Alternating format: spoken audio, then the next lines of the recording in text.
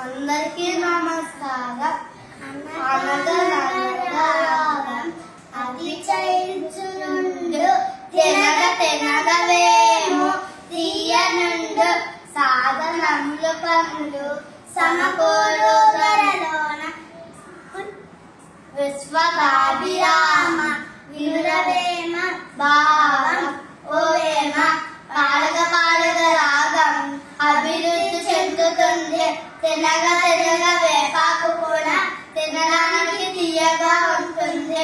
అలాగే బాగా సాధన చేస్తే ఎంతటి కష్టమైన పనినైనా చేయగలుగుతాం. బహుళ కావ్యములను పలికింపవచ్చు, బహుళ శబ్ద జయము పలుకవచ్చు. సహన